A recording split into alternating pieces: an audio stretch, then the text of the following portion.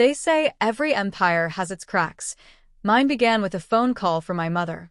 I was sitting in my Manhattan office, a skyline of ambition stretching beyond the glass walls, when her trembling voice reached through the line. "Ethan, your father and I have made a decision. It's time we got married." The words hung in the air, absurd and old-fashioned. I was a 32-year-old tech millionaire who'd built his company from a college dorm room. I negotiated with investors, not parents. Yet, my mother's tone carried a quiet urgency I couldn't ignore. "It's an arranged match," she continued. "Her name is Grace Miller. She's from a respectable family, educated, kind, modest." Her voice faltered slightly. "But not the glamorous type you're used to." I leaned back in my chair, half amused, half irritated. "So, you're saying she's plain?" A long silence followed. It was answer enough. Arranged marriages belonged to another century, another culture, another world. But my father's health had been failing, and in our family, his wishes still carried the weight of law. I could argue, rebel, or pretend to be modern, but in the end, I would do what they asked. Out of duty. Out of guilt. Still, the thought of marrying someone I didn't love or even know gnawed at me. I dated models, entrepreneurs, women who turned heads when they walked into a room. Grace Miller, by every account, did not belong in that category. My assistant even pulled up her picture on social media, a candid shot at a charity event. Brown hair pulled into a loose bun, no makeup, plain dress, eyes that looked tired. "She seems sweet," my assistant offered. "Sweet isn't my type," I replied, closing the screen. That night, as I stood by the window of my penthouse apartment, watching the city lights blur into streaks of gold, I told myself it didn't matter. I could go through the motions, sign the papers, and get back to my life. Love was a distraction, something for people with fewer things to lose. But something about that photograph lingered in my mind. The way her eyes, though unremarkable, seemed to hide a story I couldn't read. I poured myself a drink, convincing myself it was just curiosity. Nothing more. If I had known then what that quiet, unassuming woman would do to my certainty, my pride, my very sense of self, I might have torn up the proposal before it ever reached my desk. But fate, as I would soon learn, doesn't ask for your consent. I met Grace Miller for the first time in the sitting room of her family's suburban home, a quiet, sunlit place that smelled faintly of old books and lavender. Her parents greeted me with polite warmth, but my attention went straight to her. She was nothing like the women I usually met at charity galas or corporate dinners. No designer dress, no polished charm, no carefully practiced smile. Grace wore a pale blue sweater and jeans, her hair loosely tied back, a single curl escaping to rest against her cheek. When our eyes met, she didn't look away. There was no flattery, no nervous laughter, just calm composure. "You're not what I expected," I admitted, perhaps too bluntly. She smiled faintly. "Neither are you." That was the first time I felt something shift, a tiny crack in my certainty. The conversation that followed was polite, almost transactional. Our parents discussed family values, backgrounds, expectations. Grace spoke sparingly, answering when asked, her voice steady but distant. I found myself studying her, not for beauty, but for something else.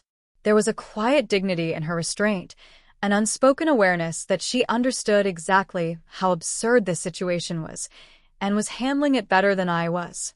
When her father left to take a phone call, and her mother went to bring more tea, the room fell silent. Grace turned to me, folding her hands in her lap. "You don't want this, do you?" she asked softly. Her honesty caught me off guard. "It's not that simple," I said. "It never is," she murmured, looking out the window.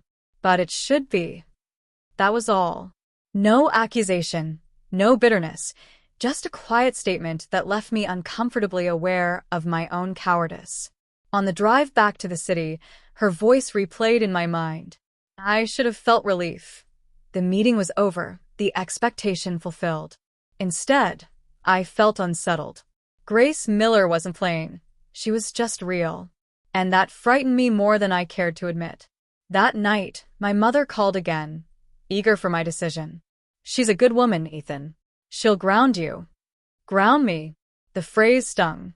I'd spent my life flying above everything: success, emotion, consequence. Now I was being asked to come down to earth, to anchor myself beside a woman who seemed untouched by all the glittering chaos I called life. "I'll think about it," I said, though I already knew the answer. My father's health, my mother's pleas, Grace's quiet strength, it all formed a net I could no longer escape. When I hung up, I stood before the city skyline once again, the same view that once filled me with triumph. But tonight it looked different, distant, fragile, temporary. Somewhere in the quiet suburbs, a woman I barely knew had already begun to change everything. The wedding preparations unfolded faster than I expected, an event planned with efficiency, not passion. My mother handled the arrangements while I buried myself in work, pretending deadlines were more urgent than vows. Every detail was curated to perfection, except for the one thing no planner could fix: my indifference. Grace and I met only twice after our engagement. The meetings were brief, polite exchanges over coffee. She never demanded to know my thoughts or tried to impress me. In fact, her quiet detachment irritated me. Most people tried to win my approval. Grace seemed entirely uninterested. Once, during one of our awkward meetings, I said, "You're not nervous at all, are you?" She looked at me over her cup. "Should I be?" "I suppose most people would be," I replied, half teasing, half testing. "I learned a long time ago," she said, setting her coffee down, "that fear changes nothing. It only makes the inevitable harder." Her words lingered long after she left. There was a story behind them, a shadow she didn't share. I wanted to ask, but I didn't. Curiosity felt too intimate for a marriage built on obligation. As the wedding day drew near, tension began to crack the surface. My father, frail but stubborn, insisted on attending the ceremony. "You'll thank me one day," he told me between shallow breaths. Grace is the kind of woman who'll stand by you when everything else falls apart.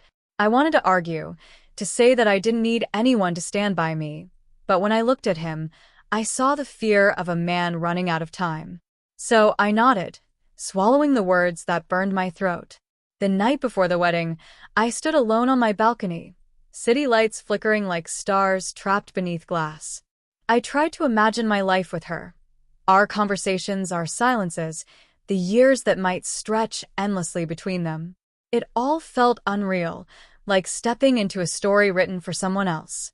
And yet, beneath the resistance, something stirred, a faint, irrational hope that maybe there was more to this than duty.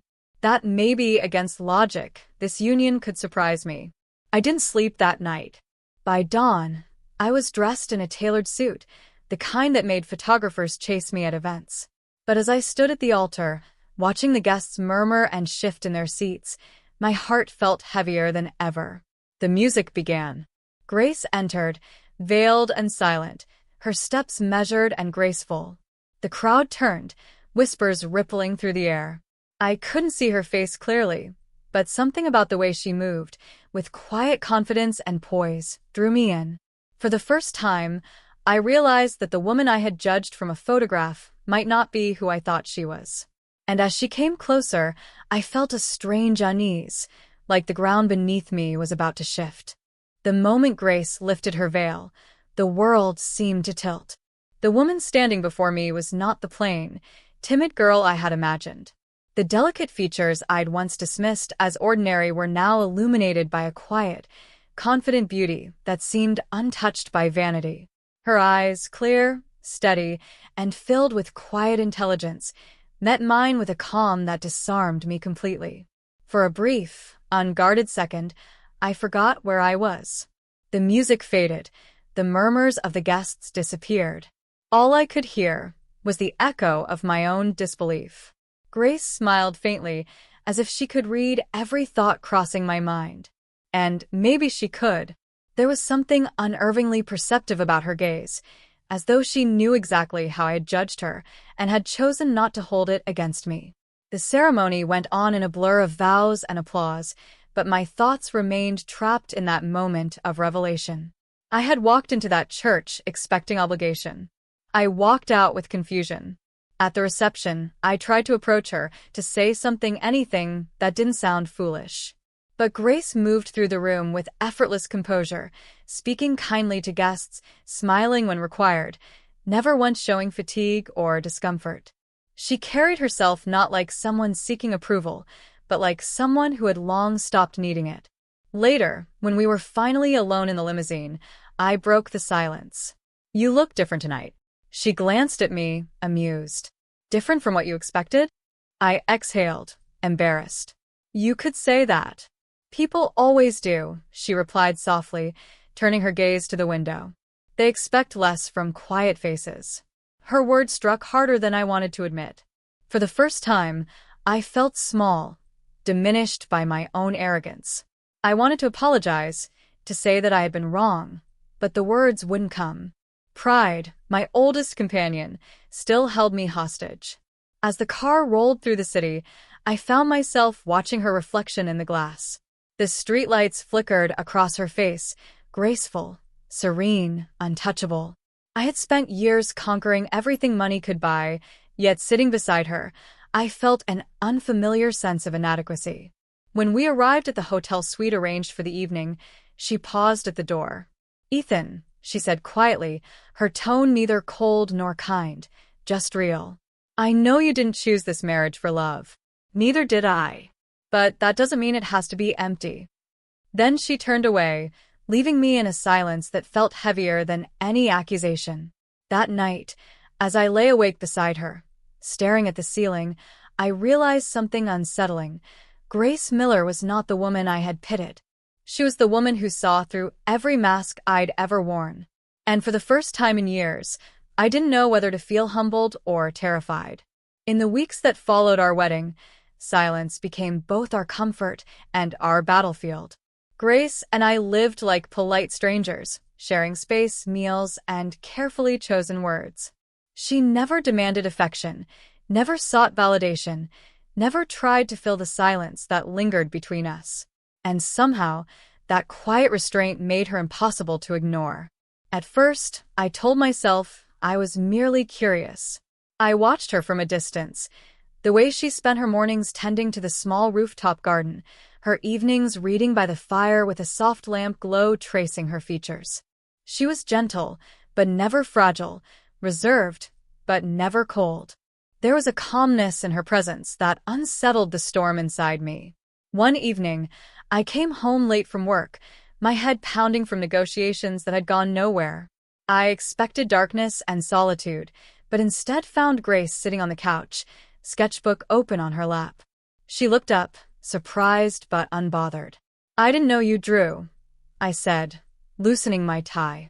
"It's something I used to love," she replied quietly. "Before life got busy." I looked over her shoulder. Her sketches were breathtaking, portraits of people and places rendered with emotion I couldn't name. Among them, one sketch stopped me cold. It was of me, but not the polished, public version of myself, the confident executive. This one looked weary, uncertain, almost lost. "You see too much," I said softly. She smiled faintly. "Only what you try to hide." For a long time, neither of us spoke. It was as if the walls that had divided us began to shift, revealing fragments of understanding neither had dared to explore. Days turned into weeks, and slowly, the rhythm between us changed. I started joining her for morning coffee, asking about her art, listening when she spoke about things that mattered to her. And somewhere between the quiet conversations and shared silences, I realized I was no longer observing her. I was learning from her. Grace had taught me something my success never could, that strength isn't loud, and love isn't always born in sparks. Sometimes, it grows quietly, like light slipping through a closed curtain. One night, as rain tapped against the windows, I finally said the words I'd been holding back. "I judged you before I knew you. I'm sorry." She looked at me, her eyes soft but unwavering. "We all do that, Ethan. The question is whether we choose to see beyond it." In that moment, I understood what my father had meant when he said I'd thank him one day. This marriage, which had begun as an obligation, had become the mirror that reflected who I truly was and who I wanted to be. Grace didn't just enter my life. She changed its rhythm, its meaning, its depth. And as I watched her smile in the dim light, I realized the truth I'd spent my whole life avoiding. Sometimes, the things we resist the most are the very things meant to save us.